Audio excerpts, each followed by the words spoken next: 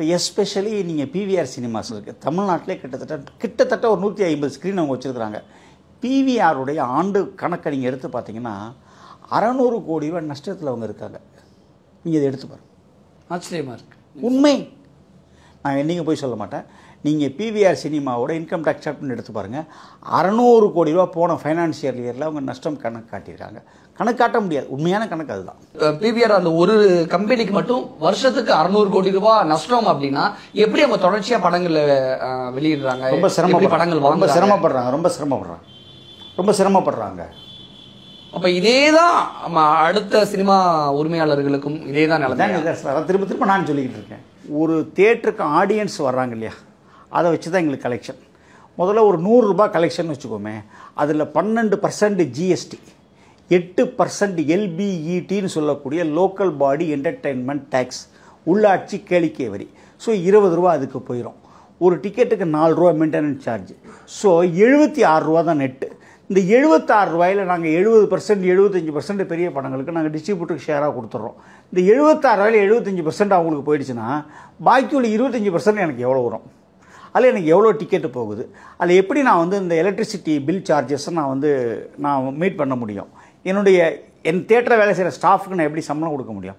Electricity சார்ஜஸை பொறுத்த வரைக்கும் ஏற்கனவே நம்மளது வந்து ஒரு தனி டேரிஃபில் இருந்தது. Cinema theatres are concerned. இப்போ என்ன ஆயிடுச்சுன்னா அதை கமர்ஷியலில் கொண்டு வந்துட்டாங்க. ரெண்டாவது, நம்ம தமிழ்நாடு மாநில அரசு மத்திய அரசோட ஏதோ ஒரு உதவி மின் ஸ்கீமே என்னமோ ஒன்று சொல்கிறாங்க, எனக்கு கரெக்டாக எனக்கு தெரியல. அதில் சைன் பண்ணும்போது எவ்ரி ஜூனில் இவங்க 6% டேரிஃபை ஏற்றணும். அப்போ அப்படி ஏறிக்கிட்டே வரும்போது வருஷம் என்னுடைய ரேட்டு மட்டும் ஏற மாட்டேங்குது. 2018-19 எடப்பாடி பழனிசாமி சார் சிஎம்மாக இருக்கும்பொழுது எங்களுக்கு ஒரு ரேட் ரிவிஷன் கொடுத்தாரு. அந்த ரேட்டு தான் இன்னி வரைக்கும் இருக்குது. ஆனால் சப்சிக்வெண்ட் அதுக்கப்புறம் 3 வருஷத்துக்கு அந்த மின் கட்டணம் மாற்றி அமைக்கப்பட்டது.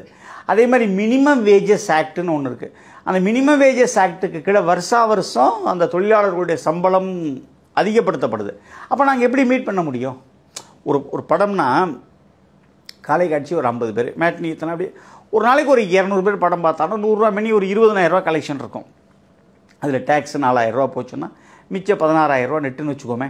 அதில் அவங்களுக்கு ஒரு டைம்ஸை கொடுத்துட்டா எனக்கு ஒரு வருமானம் வரும், நான் பண்ண முடியும். ரெண்டாவது, நிறைய தியேட்டர்கள் தமிழ்நாட்டில் இன்றைக்கி லீஸ் பேசிஸில் தான் நடத்தப்படுது.